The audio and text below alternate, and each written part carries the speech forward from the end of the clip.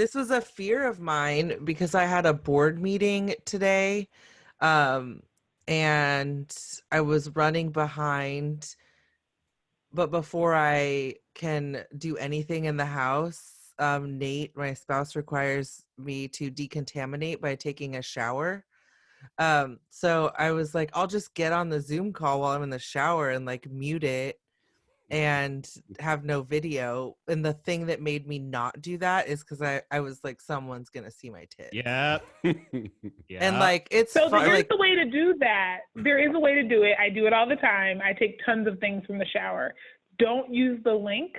Just call in from your phone and only be on the audio portion. That way there's no way to mess up a phone call. Right. Okay. Or, I mean, alternatively, you do it, but you do it extremely intentionally, and it's like a power move where you like call up your board meeting and you're like, yeah, like, you know, what's his LBJ used to do that, right? He used to like take like, his like other senators and congressmen and whatnot and make them stand in the bathroom with him while he would like take a shit as like a power, like alpha move. Which that was the Zoom of that era, basically. Exactly. So I feel like, if you can, like, pull an LBJ and, like, pull rank, like, let them know what's up. All right, I'm going to try it. We have an emergency meeting scheduled for next week. So. I feel like it will be followed by an extremely quickly followed up emergency meeting based on that emergency meeting. HR will call you immediately. Yes. They're going to be a whole new set of me HR out. rules about starting meetings and not being naked during work hours. There are no rules anymore is what my response to that will be. This is a pandemic. Zoom we don't have rules anymore. Totally. Yeah. 100%. I feel cleaner without clothes. And this, you know what? It's 2020. Like a little nudity, you know, whatever. Who cares, right? Never hurt anybody. Exactly. Free the nipple. Hell yeah. All right, let's do this damn show. Voices, the things they said. Voices, some from those dead. All the voices heard. Voices, things we say. Voices. All the voices heard. Hello, everyone. You've got Kempa. And Skyler. And Shannon. And Flo. All right. I love how excited Flo is every time she introduces herself. I know. It's the whole gang is here. It's so good. We're all here, everyone. All four of us. And here we are with one more episode. We are all still locked down in California, as is half the population of the U.S. now, give or take. How's everyone doing? Yeah, about the same as when we last spoke. I would like to be locked down in my house. I reached my breaking point today. And I'm over it. I'm done. I'm done going to work. You know, I mean, it's the stress that anyone who has to go to work every day. And I very likely don't have it as hard as frontline hospital workers, but it's difficult and it's been pretty nonstop. So I text Nate at like maybe 8:15 and was like, I've run out of patience, like, for life. So I just, I'm done. But, you know, I'm going back tomorrow. So that's cool.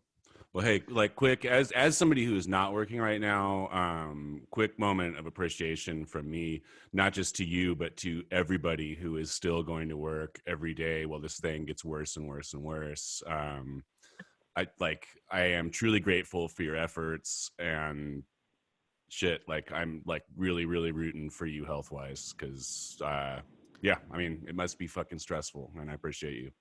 Yeah, thank you. I actually, for the first time, had the, like, oh shit, do I have it moment today? Which progressed all the way to me coming home and taking my temperature. Because I had a sore throat and I was lightheaded. And I was like I would get really hot and then I felt like super cold. I was like, I fucking have it. Like I would walk up a flight of stairs at work and just be like completely out of breath. It was like, this is it. And I'm someone who has panic attacks. Like I live with an anxiety disorder. So I knew that it wasn't that. Um, but I took my temperature and it was totally fine. And I have felt fine since coming back from work. So I resolved that it just had to do with like feeling stressed and like adopting those like psychosomatic symptoms. So it's like, well, welcome to the front lines, Shannon, I said to myself as I looked in the mirror. Yeah, well, Yeah. fuck, man. I can't even imagine. I barely leave my house now except for like essential trips and like to go for a run or whatever. But I've gotten to the point now where like every time I leave my house, I'm extremely paranoid, even though I'm not touching anything or like around anyone. Yeah, my level of paranoia with it is growing, and I cannot imagine having to like deal with the public right now in like a physical way. For the viewers or listeners who don't know, Shannon runs a daytime drop-in shelter for emergency services for women and children experiencing homelessness. And, they're open from 7 to noon, Monday through Friday. And she's there and she's with them and she's helping them every day. So her experience is a little bit different from the rest of ours right now. Yeah. Yeah, to say the very least. So shall we dive into the week? Yeah, well, hey, on that lovely note. I think the first note of business, right, is USA. We're number one. Shit. It's everything Trump has ever wanted. Yeah, we are leading the world once again. We are tired of winning. Yeah, I looked at the Johns Hopkins thing like maybe an hour ago. And we are. Oh my God. Yeah, you didn't know that? No, this happened very fast. USA number one. We are in the fucking USA number one. Very nice. Number one coronavirus. Yeah, I looked at it like an hour ago and it was 83,836 cases in the US. Yeah, now it's 85,505. Oh, hell yeah. 2,000 more in an hour. We're fucking killing it. Jesus Christ. Okay, so let's work this out a little bit once more, though. Yes, we do have the highest in the world. Yes, that is perhaps cause for concern. But this kind of feels like it is our testing catching up with what was already a fact. Is that correct, Flo? Yes, that's correct. So we likely did not get 3,000 confirmed cases all in like an hour or two. What happened is there were a batch of results that were uploaded all at once, and that's what caused our numbers to peak. And we know that as we expand our testing capacity, we expect those numbers to go up. The good thing about that is that if things go as we believe they will, the fatality rate will go down because we're going to be testing a lot more people. And so that means that we're not only testing the sickest of the sick, and so we're going to get a better sense of exactly how many people actually die from this based on the number of people who actually have it. Yeah. So let me do the math right here real quick. We have 1,288 deaths in the U.S. Multiply that by 100, divide that by 85,505. And that gives us about 1.5% death rate. Right. Which is, as far as a lot of nations go, it's better than a lot. And a lot of that has to do with, one, the fact that like we are only testing people who are showing symptoms, right? Who are symptomatic. So that can skew things in a lot of different directions. But two, the death rate itself, I think, can be a little bit of an indicator for a country, even though all of our countries have different levels of population, of how well a country has been and is able to handle the weight and the load of particular cases that are coming in. So the U.S. so far, our medical system, even though they have been stressed, and if you talk to ER doctors, you talk to nurses, they are stressed. They are low on supplies, things that will protect them physically from the illness. We're still able to save a good amount of lives as compared to other countries. You look at a country like Italy where they've had a really rough couple of days, and they're up to a point where over now 1 in 10 of their recorded cases now result in a death.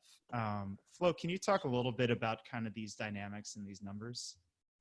Absolutely. So, the numbers mean a lot of different things. And in Italy, one of the things that we've talked about on the show before is that they have an older population. They actually have the population that has the highest age on the planet in terms of average age. And so you just have a lot of people in their country who are over 65. So as we've talked about, in the beginning, we're starting to certainly hear more cases of people who are younger who are getting sick and or dying. But then the concentration of people who are getting really, really sick or at highest risk of death still are our older population. And that follows trends again with viruses, the flu, other things like that tend to happen more in people who are older. So that is one of the reasons why Italy's case fatality rate is so high. But also, Italy was slow to move in the beginning of this pandemic, very similar to some of the ways that the U.S. was slow to move.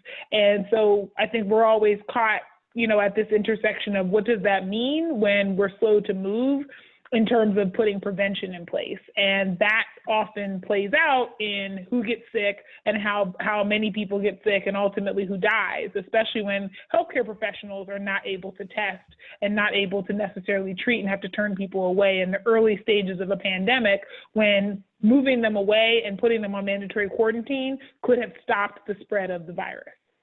Right. Tell me if I'm wrong, but that sounds like a similar situation. Like I was just doing a little bit of reading on New York and how they're doing right now, and they are the epicenter of it for the U.S. right now. With I think about half of our confirmed cases in this country are all in New York.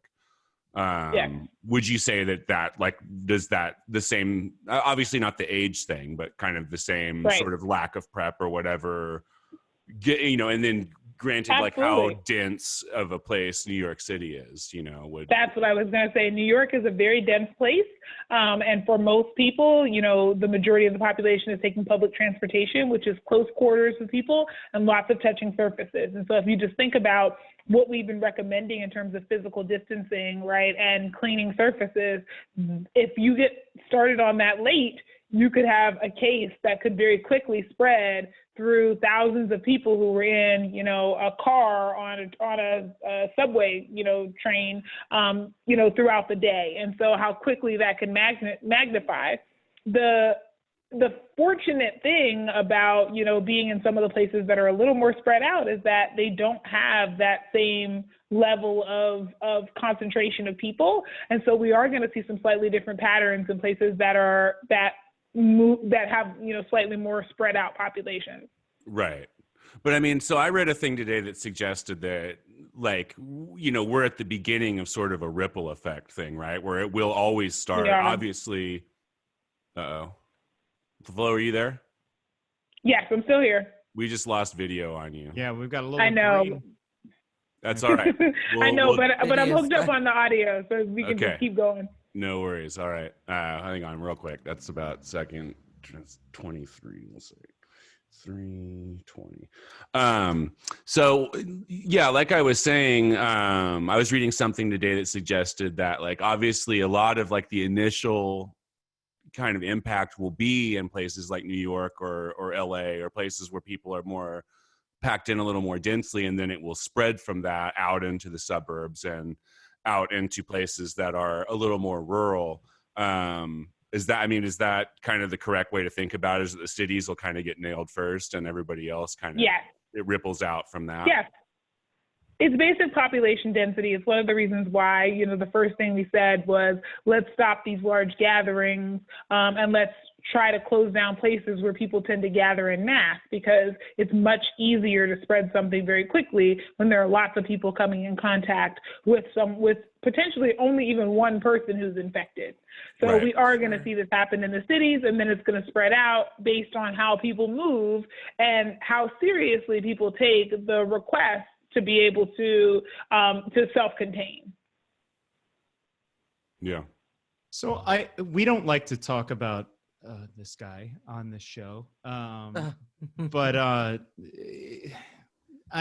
mean, when we're discussing this virus on a federal level, to what degree do we have to discuss somebody like Donald Trump and our federal response and our preparedness as far as our our hospitals and our ERs go?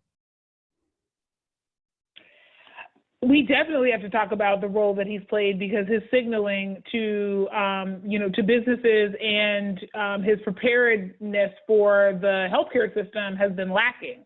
There are places in the country that have stockpiled necessary supplies, and those were not freed up as early as they could have been to make sure that we could have at minimum protected our healthcare workers.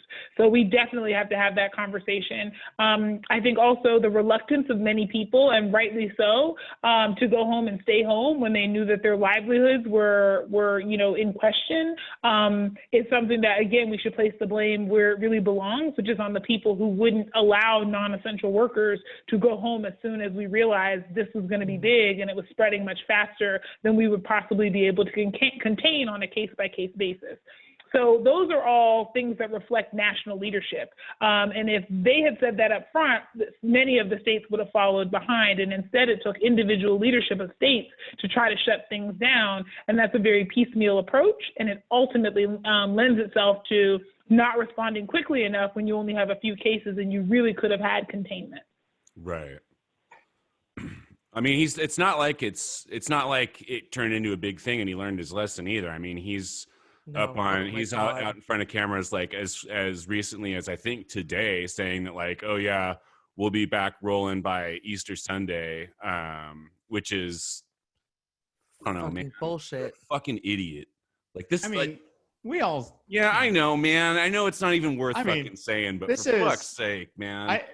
This is your sweet summer child moment. It's because, of course, he's gonna do yeah, this. I know. Of course, he's gonna do this stupid shit. I don't know. And it is. I do get a certain amount of Schadenfreude out of watching like his supporters like eat aquarium cleaner and kill themselves based on something that he said. But not enough Schadenfreude. I don't think. I don't get joy out of that. It's just. I mean, maybe I'm a bad guy. I don't know. Like if Donald Trump tells you to fucking like drink aquarium cleaner and you do and you die, I'm not feeling like real fucking super bad for you. I'm sorry. But now, did he say? I admit that I have probably not watched a Donald Trump press conference. I usually watch the reporting on it because it's more frustrating, and I'm trying to be one of the Black people who makes it to 70 without having high blood pressure. So I just, there are certain things that I just can't engage in my life in order to make that happen. And watching Donald Trump press conferences is one of them. But my understanding was that he mentioned that that might be one of a similar compound or a compound with a similar name might be one of the components in the vaccine. And then these people heard that and said, we have that at home for some other purpose. We're going to drink it. That's the story that I heard. Is that I think that is true. Yeah, accurate? I think my version of it is definitely an oversimplification. Like, to be totally fair, I do not think that Donald Trump went on TV and told people to drink aquarium cleaner. But also we should say that wouldn't be that surprising. Right. That's what I was going to say. So that's why I had to double check, because you just never know. Yeah. So what if we move to a state level? We've seen really how bad leadership can look on a national level. What about on a state level?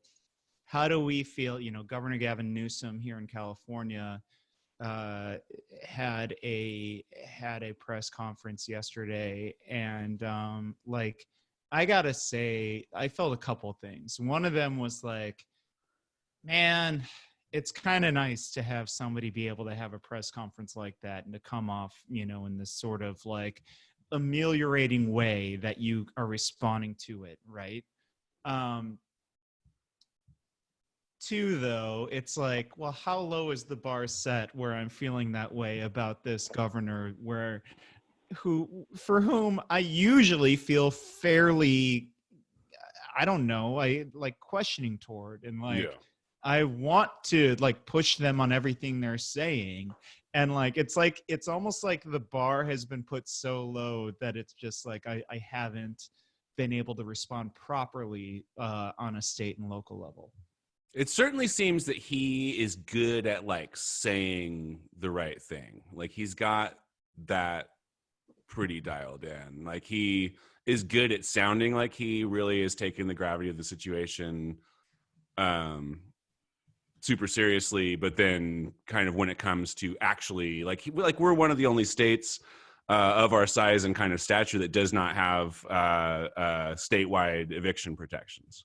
Right. Which is wild as fuck. And it sounds like if you listen to this guy talk, at these press events, he understands that there's a huge problem with there, but I don't know. That's my initial impression, is that I think he's doing a good job of like paying lip service to the issues at least. I don't know.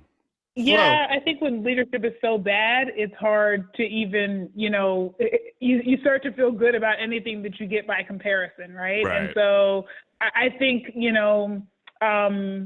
the same thing is true with, how people felt briefly about Rudy Giuliani in the aftermath of 9/11. I think when people are scared, they're looking for somebody who's going to be a stable voice that says, this is what we're going to do, this is going to be okay, and here is the plan, right? And when that doesn't happen, people panic more, right, than if they just get that. And so then they end up clinging to the person who just says the moderately reasonable thing, which is, we're going to engage in basic public health, albeit after the fact, so that we can try our best to stem the tide. And that feels like a relief in the storm. Yeah.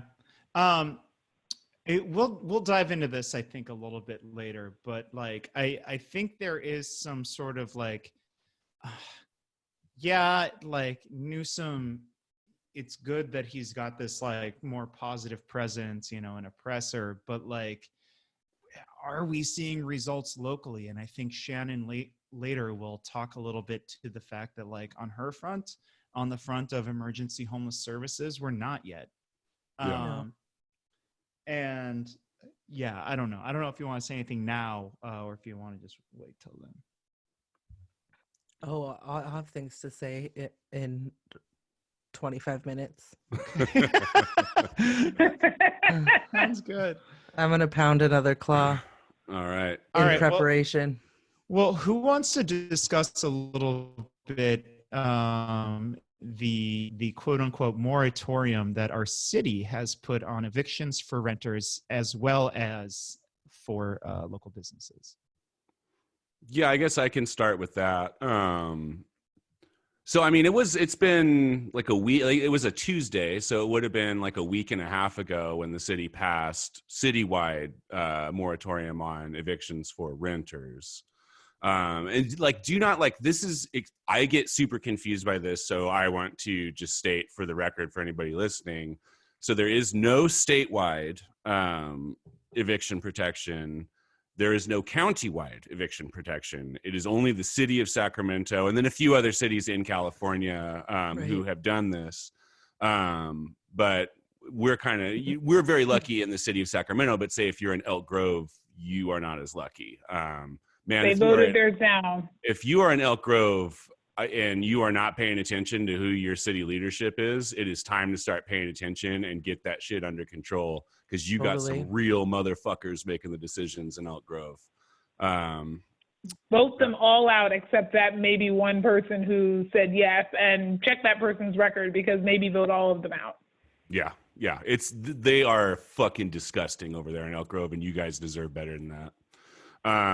It looks like, Dave, correct me if I'm wrong, but as of either today or yesterday, we now have statewide protections for mortgages, right? So the new thing is, if you can't pay your mortgage for a certain number of months, you can owe it to them later at no interest, and you won't default on your mortgage. Am I understanding that correctly? That would be my understanding, with the LA Times reporting that, yes. Yeah. So eligible homeowners are able to defer mortgage payments for at least 3 months and perhaps longer if they suffer hardship due to the pandemic. Right. So that is statewide. Now, it seems to me, and I'm a fucking idiot, so tell me if I'm getting this completely wrong, but the optimistic take on that is that we're looking at a trickle down thing, right? Because we have, obviously, like, I mean, the state of the deal is that we have a lot of renters who, like, I mean, right now we have 1 million people who are on unemployment in the state. That's 1 out of 40 of us is not working right now. So that's a lot of renters. That's a lot of owners who can't make their rent and can't make their mortgages, right? And they have no way to do it. There's no income coming in. So the optimistic take on letting homeowners off the hook is that it will then trickle down, and that people who are getting a break on their mortgages then are able to give their renters breaks on their rent because they don't have the bank coming after them, right? Right. The other way to look at that. And that's the question, are all mortgages included? Because sometimes they only offer relief on mortgages that are on your primary residence. And so if you're owning a home that you're renting out, is that part of the carve out? That's the part I'm not clear about yet. Well, and doesn't it make, like, isn't there would have to be a thing if you own a property just for this, like, as a rental property, and your renter can't pay, then that is affecting your income due to the virus, right? If you've got a renter who's out of work and they can't pay you, then you are being affected by the virus, right? But Sure. who knows if it'll be The fucking question interpreted would be, that would those way. be covered? Right. Right. Yeah, that's always the question, because there's a lot of relief that people who own homes can get that you can't get if you have on a second property. So it only counts for the one that you count as your primary residence, and those protections don't exist for the other ones. And that would be a case where the trickle down argument you're making wouldn't apply, because then those folks wouldn't be able to apply for that relief. Right. I mean, I don't know. To me, the whole thing, like, of just being like, okay, well, we'll give people who own their homes a break, and then that'll trickle down to the renters without any kind of law implicitly stating that's what has to happen, is trusting fucking people to do the right thing. Right. Which is a shoddy way to legislate, you know? Right. Not only that. So, like, yeah, you're trusting landlords to do the right thing by pushing off the payments they have to make on their mortgages, right? But they still have to make them sooner or later, right? That's the wild part to me. Like, even in, like, the best version of this, right? Even in the best version of the protections, it still is like, yeah, we won't throw you out into the street, but come, like, September, you know, assuming that everything's back on track, you're going to owe us for like 4 or 5 months. Can you imagine and some of America where we are so much more deeply in debt, you know, 50, 60, 70% of us than we were before any of this even started? Like, can you imagine? Because it was bad before. We had especially just in California, a wild discrepancy of haves and not only have nots, but have to pays, right? And like, it's only going to get worse, and it's only going to get to a place where now our middle class is going to end up in the place of have-nots too. So unless we just put a full-on stop on all of this and we tell the banks, fuck you, sorry, like, you just can't accept any payments for a mortgage or whatever. Like, unless we say mortgages don't exist, rent doesn't exist during this crisis, our debt crisis is going to get to a place that people just won't be able to get out of the fucking hole. Right. Yeah, and some of the things that I have read are saying, like, while there may be moratoriums on, evictions for businesses or for renters and mortgage relief and all of this, the expected payback period is bananas. Like, I've seen things that say you have 3 months to pay it back. How the fuck are people supposed to do that? I love the idea that you're gonna be out of work for 5 months, and then on your first day back at work, your landlord's gonna be like, "Cool, all right, well that'll be $10,000." Right. Right. That's the thing that's baffling to me, and I get it. I'm not just gonna sit here and hate on homeowners completely for this, because a lot of them are in the same boat where they the bank is gonna take their shit away if they can't pay. Sure. But the idea of anybody who's been out of work, coming back and having either the bank or their landlord be like, all right, well, I'm going to need about 3-4 months worth of income from you. As soon as you come right back out of this thing, is completely fucking unrealistic. How does anybody think that this is going to work? There is literally zero way that this plan works. And right now we're fucking begging for just okay, just defer our payments, just Right. we'll figure it out in January or whatever the fuck. But that's kicking the can down the road. This is gonna get really bad. And I expect April 1st to be a fucking disaster.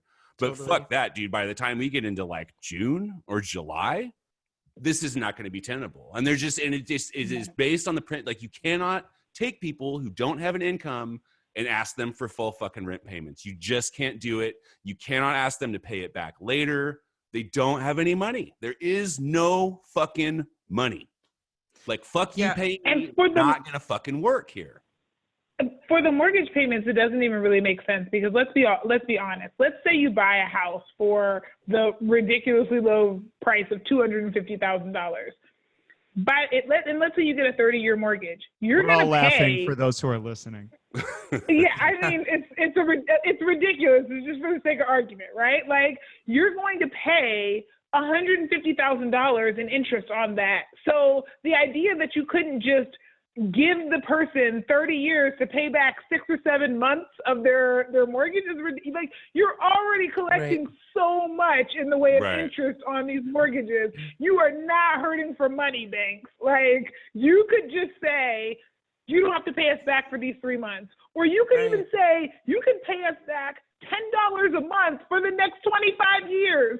There's no reason that you need that money, because most of that money, especially for people who have younger mortgages, is all tied up in interest anyway. Right. So the full payment is not going to the principal. So let's stop with the shenanigans, really.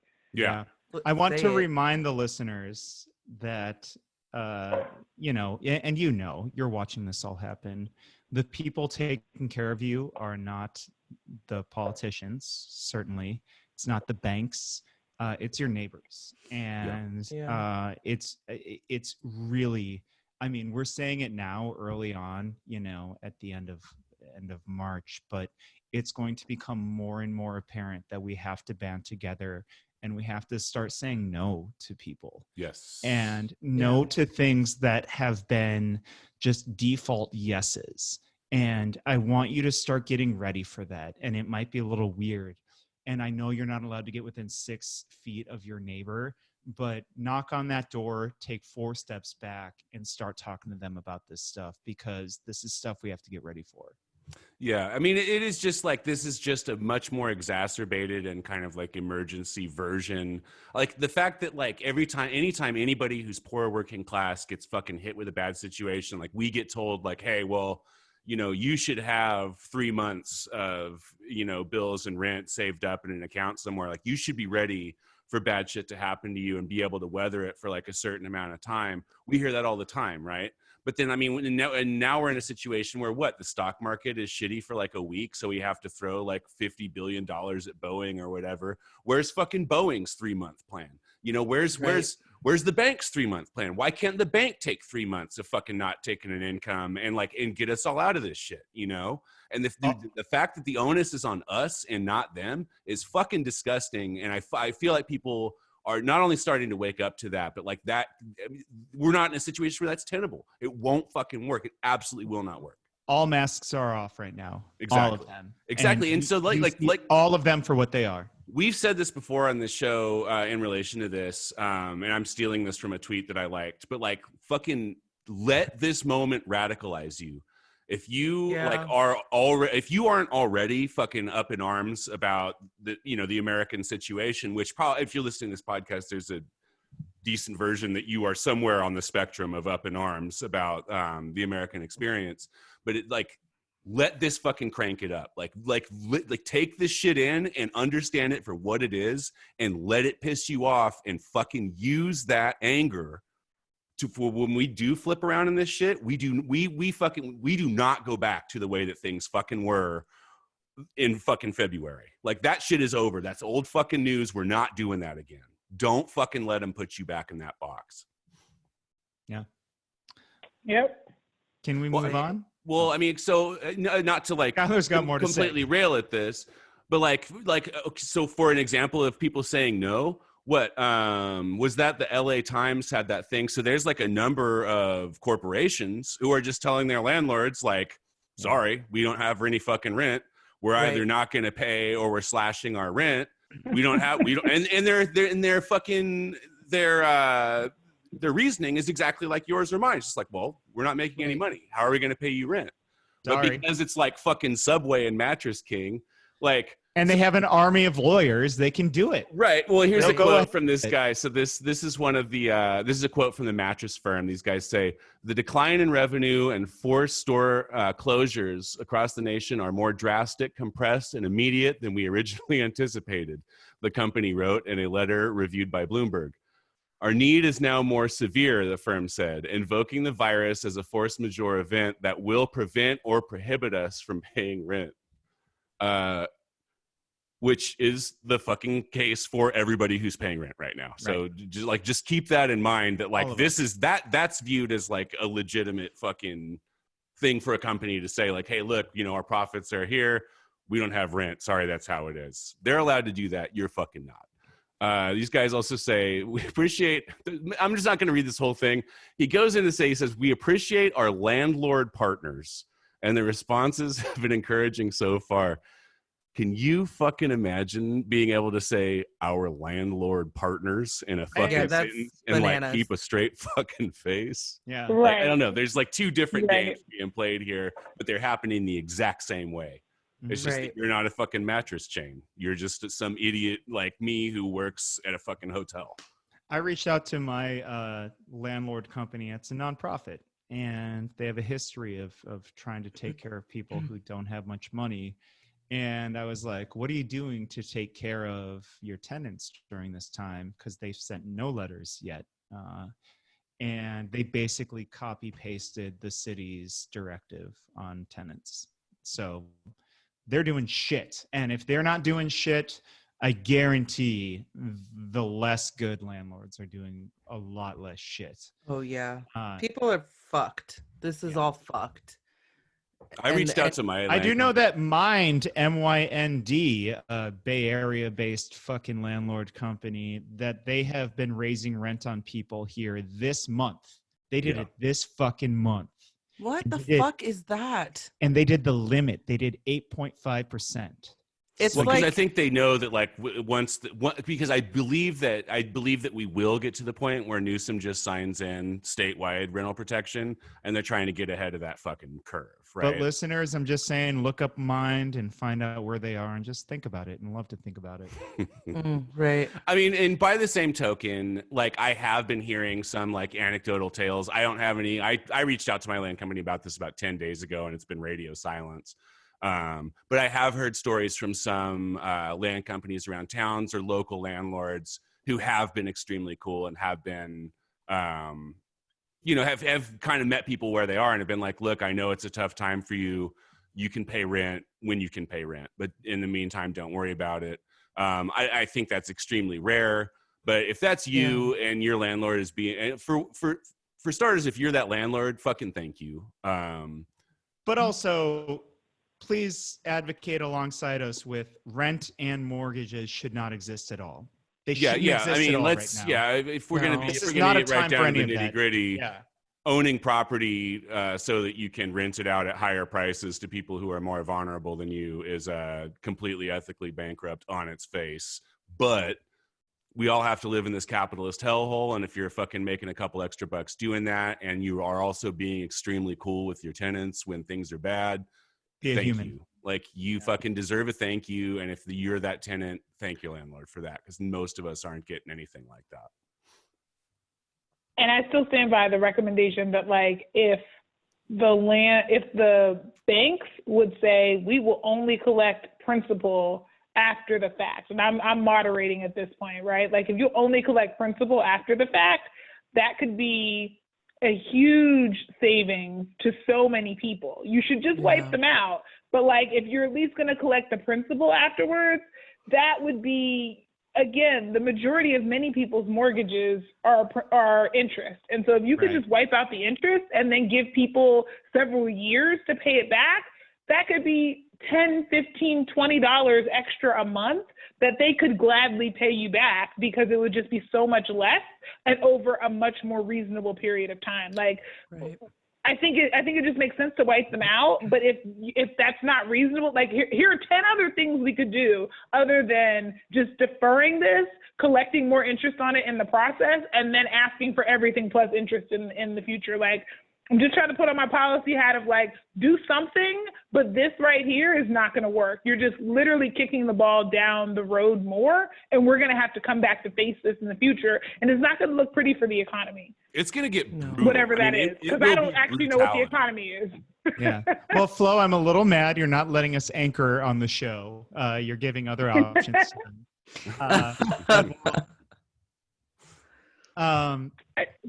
Something, because right now what we have is so unreasonable that I'm just like, you have to be more reasonable than this.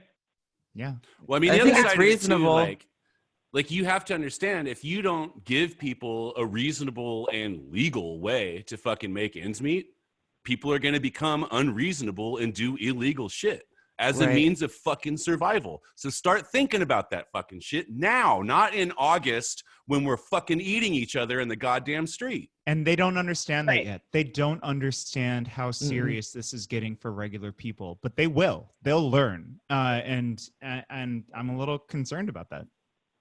I mean, they should be concerned about that, honestly. I mean, and obviously, That's like any kind other, of what I was saying. like any other fucking thing like this, it's gonna hit the poorest and most vulnerable people the hardest. You know, just like any the of people this who other are already housing insecure. And the thing Exactly. that makes me angriest about this is that, like, there are people who were already struggling to make their rent before this. Yep. And so then it's not going to be COVID-19 related. And so they are going to be able to be evicted. And that's the problem. Well, and then you put on top of that the fact that Sue Frost, a fucking monster in the Sacramento County Board of Soups, fought against a moratorium on evictions for the month of March because she's like, well, these are just like shitty tenants that are going to get evicted this month. We'll push it back to April, when she doesn't realize, like, man, there are like, first of all, you monster, why would you want anyone to get evicted during the time of a pandemic? Second of all, like, people are just trying to get by. Do you think they wouldn't pay if they could? Like, she is, and you know, Sue Peters is the other Board of Soups member that's also a monster. They continue to just blow me away by how just like evil their policy making is. It's like a level of elitism that is just like criminal.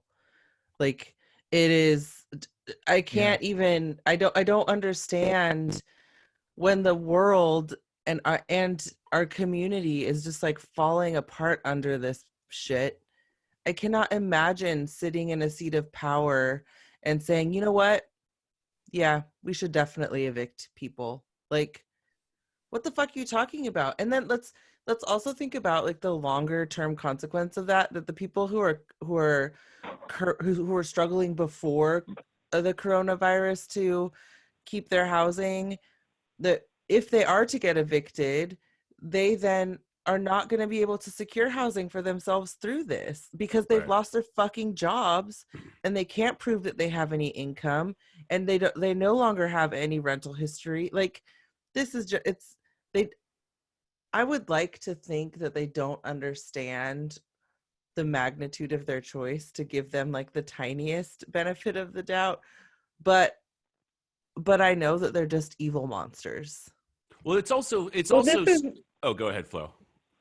I was just going to say that your point there was, we have this saying in public health that people who have granite countertops shouldn't make decisions.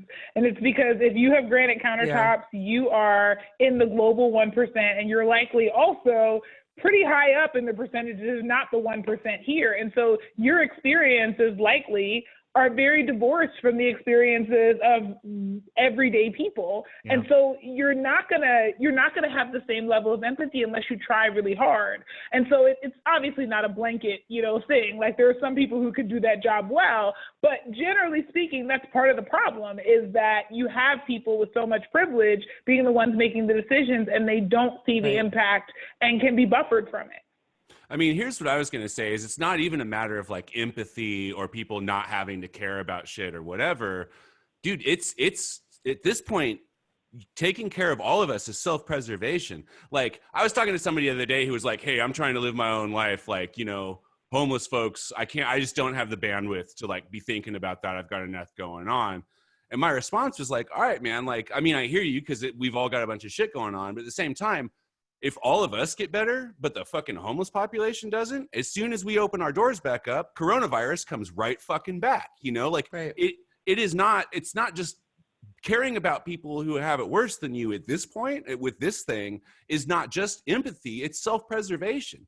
Like, dude, if you take a bunch of people who like don't have any options and kick them out into the street during a fucking global pandemic, when do you think the economy is going to come back online?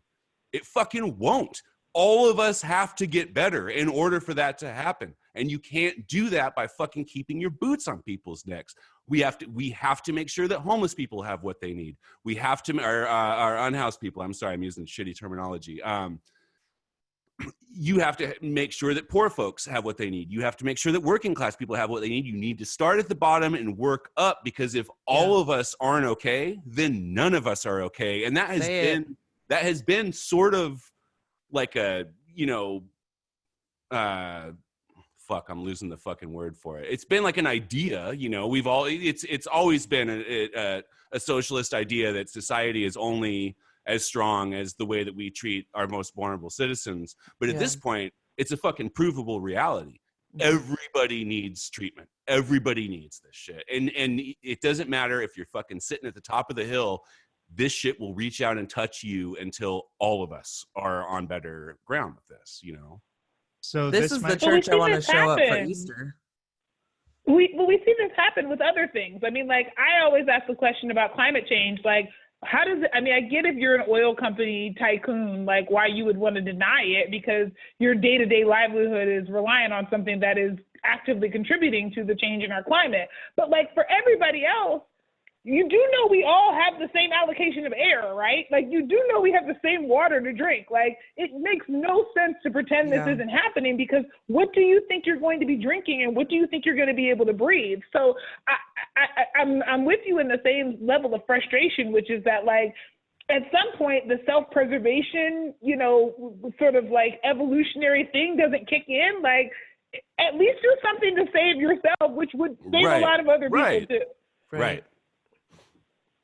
So to bring Skyler's point along about people experiencing homelessness and their sort of concerns about being exposed to coronavirus, can we talk on a local level about the money that has supposedly been set aside for our region and what we know about it and what we know about where it's going? And I would like to put this to Shannon. We don't know a lot. Okay. Yeah, so we really don't. I mean, we do know that approved on Tuesday is $2.2 million that is supposed to go to grant funding to help with our unhoused population, but we have not gotten any answers yet. I did reach out to our homeless services manager with the city, Emily Halcon, yesterday. Yeah, to ask some questions about like, so what does this mean? Who's going to get this money? For what purpose? There's a 5-page write-up in the Tuesday agenda for city council, but it doesn't have any detail in terms of how it's going to be spent, how quickly, and for what purposes. So we do know that there are some additional beds that are being made available. I think it's somewhere in the 663 range that's being reported. But and Shannon, maybe you can speak a little more to that. But in terms of this new money that's supposed to be coming in $2.2 million, we're not hearing anything.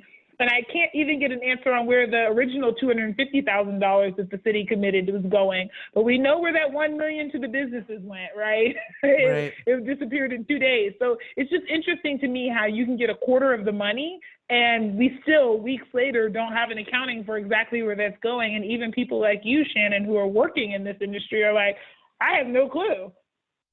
Yeah, there hasn't been any sort of transparency around what these meetings that they swear they're having are actually like ending with. Like what the fuck is the plan that you all are making? But on Wednesday, the 25th, there was a fact sheet that was released by Sacramento Steps Forward, which was all about the Sacramento homelessness COVID-19 response team, which is it's a working group that is part of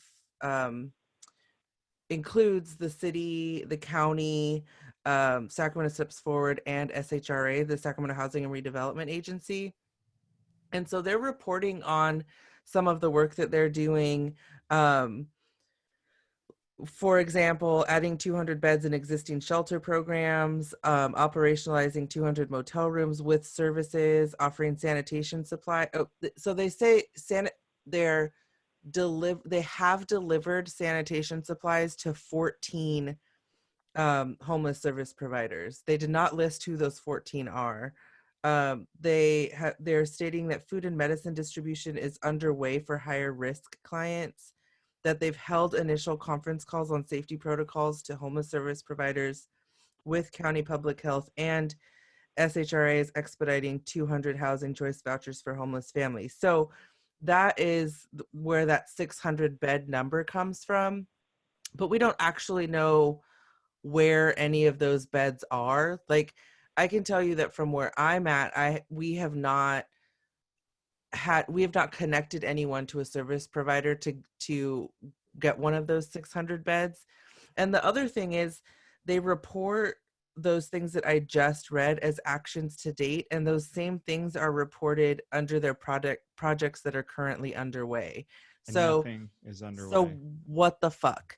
Right. And I think we also need to say, the other thing that they're saying is that 63 trailers are being delivered to Cal Expo this week, because that is another place that they want to house folks during this crisis. The other thing I think that is important for us to know or to think about or to love to think about while we're talking about the projects that they're stating are currently underway is that those SHRA 200 housing choice vouchers that are being expedited for homeless families.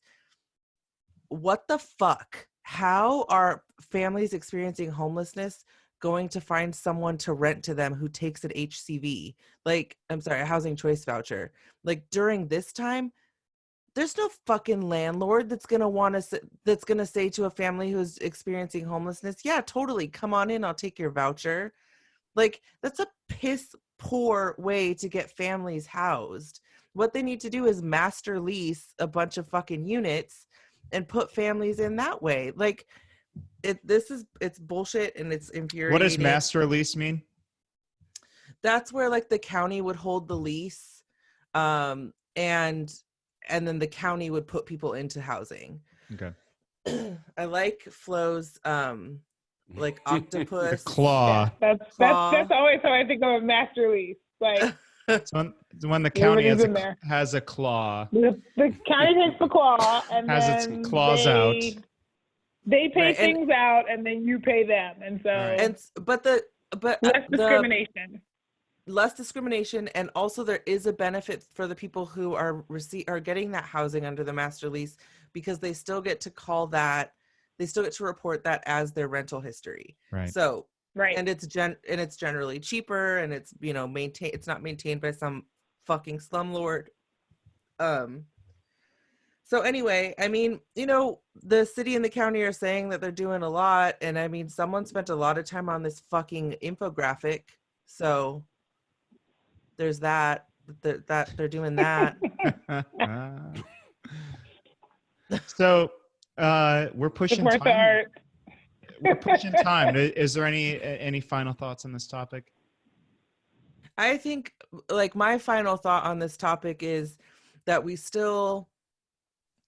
need to remember that the city and county, no matter what the fuck they're telling us, that they're pressers, and in the messaging that they're sending out to the community, they're still not doing enough.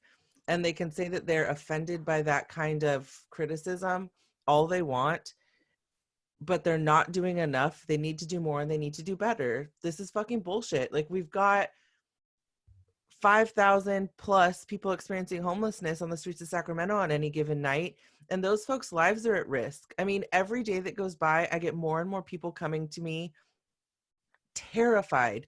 Today there was a woman with tears in her eyes saying, "I've called everywhere and I don't know where to go. I'm scared I'm going to die." Now, that is a very real fear that people experiencing homelessness live with every day, because it's a traumatic experience. It's an experience that will absolutely puts their lives at risk. But this is something for them that is just like, it's so much more real, because it's just out there. It's this unknown thing that everybody else gets protection from, and not everybody else gets good protection. We know that, but there are protections available for people except for them. Right. And so what we're doing is we're just pushing them further and further into those margins and saying, actually, you don't matter that much. Yeah. Ugh. I can be done now, because we're at time and my blood pressure is rising. Yeah, this was a yelly episode. I It's, think I yelled more in this episode than I think I have in this show yet. it's go You time, needed right? to. It is go I guess time. it's time to yell. I don't know. Yeah. I just want somebody to make good choices, right? Like, Make good there's choices. and like, I recognize that sometimes the best choice maybe feels like it's beyond our reach, but like a good choice, a solidly good choice, would be welcomed at this point. Yeah. I'm tired of hearing that we're meeting about it. We're thinking about it. Like, that's we can't meet or think anymore. there's not enough time. Too many people are dying. New York City has their population of folks who are infected, what is it, like doubling every 3 days? Like, I think that's the countrywide. We're doubling every 3 to 4 days right now. yeah, so we're doing great. Thanks for all the meeting that you're doing, local government, and fuck you too. With the stroke of a pen, we can approve money for an aquatic center. We can approve additional funding for the police. Right. We can do all. We can buy police. them a bear claw, or not a bear claw. That's Bearcat. They eat a lot of bear claws in general, I think. See, it was a combination portmanteau of White Claw and Bearcat. I would love a White Claw. Not donuts. We can do all of these things so quickly, and then we want to like wring our hands when it comes to doing things that would actually change people's lives, and that's the part that always baffles me. Yeah. Right. Well, especially because these guys fucking clearly live to like be clapped on the back and been like, you've done a great thing for this city. Why can't that be a thing that like helps out the people who fucking live here? Not just the people who have invested in shit. Because they work for the people who represent the interests of capital. Yeah, I know. I mean, you're fucking preaching to the choir on that shit, man. That's why. Yeah. Well, Thank you for listening, everyone. Yeah. Yeah. Yeah. Fucking Thank buckle you. in, man. It's gonna Here's get the worse. thing, before though. it gets Yeah, better. we can beat this. We can beat them, but we have to organize. Talk with Right. everyone in your apartment building. Talk with all of your friends, and make them think twice about, like, are these politicians representing you? These CEOs certainly aren't. You know, these Right. corporations aren't. And let's start thinking more deeply on what that can mean for our future. You know. Yeah. Does Jeff Bezos deserve the multi-billions of dollars he has, or should he do his part in the social contract? And let's start thinking about ways that we can force someone like him to do his part in the social contract. Also remember that, like, we're seeing, like, the economy has completely taken a shit in the last couple of weeks, and all that had to happen were a bunch of working class people didn't go to work. Yeah. Fucking remember that you are not powerless. Like, if we fucking get together and decide we want to fucking start calling some shots around here, all we have to do is go in our houses and not come out. That's it. You've got a fucking clear-cut example right now of how effective that is. Yeah. Does anybody have And a actually, question? shout out to the like workers in Purdue who are currently like in the process of striking, because now is as good a time as any to get the things you're asking for, Yep. because we clearly Absolutely. need you. Absolutely. Yeah. In a different vein, like I said at the beginning of the show, shout out to all the fucking workers in like hospitals, but also in grocery stores or restaurants or running delivery services, or, you know, any of that shit. If you are going to work every day, thank you. And know that it is not fucking underappreciated by those of us who are not. And when you have to And leave you your deserve house, hazard pay. they do deserve, You deserve hazard pay. Yes, absolutely. They fucking And those of you leaving your house, the people you do see when you have to leave your house, when you're out buying things, those are the people that we should be really, really thankful for. yes. You know, and not just our emergency medical workers who are just doing overtime now to save lives. Yeah. So anybody have a question for me? Yeah, I was, you know, I don't know if I've told you guys, but I'm out of work right now, which means that I have a ton of time, and I spent a bunch of it today looking over Voice's content and listening to the podcast and everything. But I got to say, and I loved it, but my problem was that I ran out, and I needed more of this great content. And so I was hoping today, if I asked you, that you could tell me where I could go to find more great Voices content. Oh my God, such a good question. So you could find all sorts of stuff at voicesrivercity.com. That is our website.